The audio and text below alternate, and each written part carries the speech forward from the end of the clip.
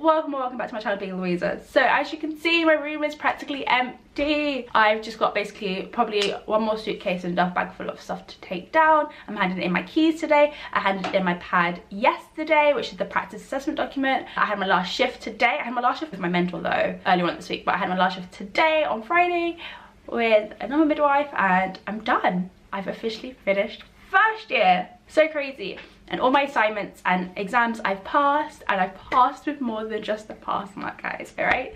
But yeah, so and someone asked me to do like my overview of first year, which I was like, oh, I wasn't sure what to do because at that time I was really not enjoying it. I was like, I'm not down for this course right now. I need a holiday, I need time off, I need a break, especially because I've been working part-time at the same time.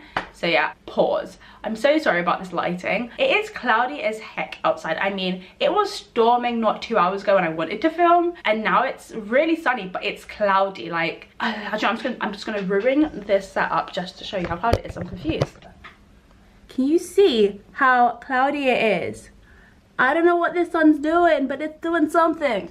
Back to what I was saying. So I really just wasn't into midwifery at that point in time, and I was like, if I make a video, it's gonna be like a hate video, and I don't want to put that out there because it's not true. I don't hate midwifery. So my overview of first year. The start of the course, I did not feel like I fit in. I was like, why am I here? Everyone's here because they've had kids, or because they've always wanted to be a midwife, or they've always had a passion. I'm just like, oh, I feel like I say this all the time, but I was literally just like, I don't know, God told me to do this, like, sort of thing. And not saying like, oh, I didn't have a passion. Like, once I started researching and I started looking it up and really knowing what a midwife does, the fire was growing. It was like a little flicker. It was there. It was like being manipulated and matured and like grown by God. But I was still like, whereas like when I went to be a photographer, I was like, yeah girl, I don't mind living hand to mouth, paycheck to paycheck, like I'm cool with that because I would get to do something I love and passionate about. And this, I'm like, and then first placement, girl, do you know how scared I was?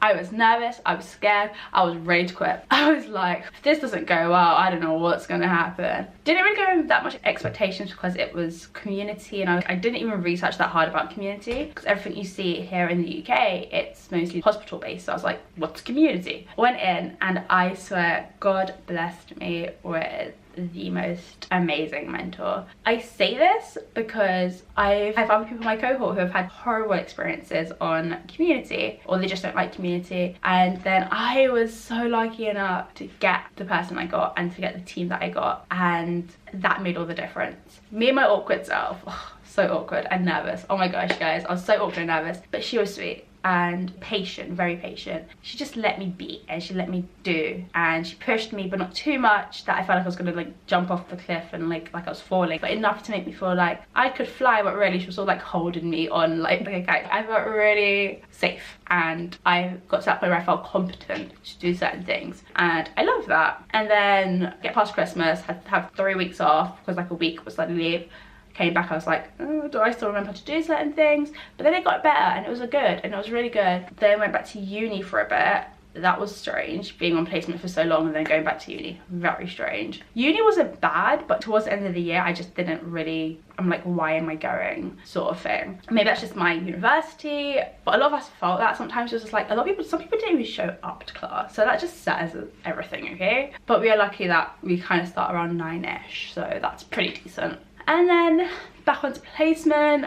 I was in the Home from Home Birth Centre, which is the place that I was always so excited and ecstatic to be, because that was the place that I had read up about here in the UK, and I was like, yes girl, that's what I want to do, that's where I want to be. I want to be a midwife based in the Home from Home Birth Centre as natural as possible. Went there. It's not like my expectations were let down, it was just not busy. So I read a lot and I learned a lot. But when it was busy, it was amazing. It was everything I thought it would be plus more, and the midwives there are so what you would expect, I guess. It was just lovely. I had university for like a week and then 2 weeks off for Easter. Then I went to the labour and delivery ward, and not what I expected. I thought it'd be like super busier, super more hectic, but it wasn't. And so I was very grateful for that. Like, yeah, it was busy at times and emergencies happened, but when I was there, there weren't like terribly big emergencies compared to some of the people in my cohort that had seen. I've learned definitely what I like, what I don't like when it comes to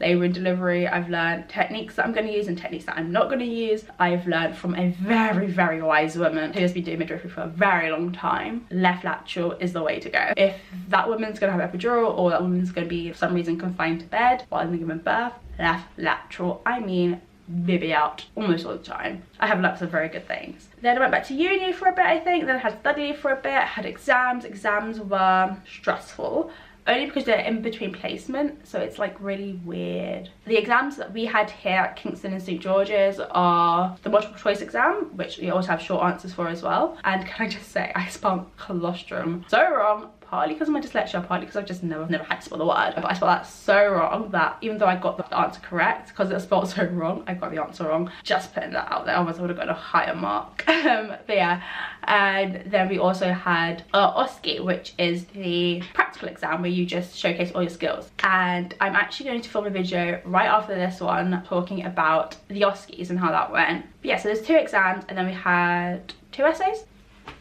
F off. Is it only been 2 essays? I don't know. Apparently it's been 2 essays. I feel like it's been more. Yeah. And then we had the last week of placement. And I really did get to that stage where I'm like, I'm just done. Apparently some unis have already been on break for like a month and we're still here.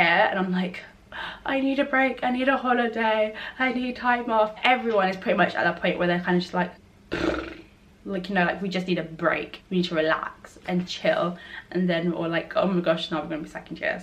So that's how first year's been. This last week though, I have got my excitement back up and my energy back up, mainly because I know I have 3 weeks off, but also I think because this is awesome. I hope you enjoyed this video, and in the meantime, keep on being you. If you like this video, give it a thumbs up, comment down below any questions or suggestions, and don't forget to subscribe to get weekly updates. Bye y'all.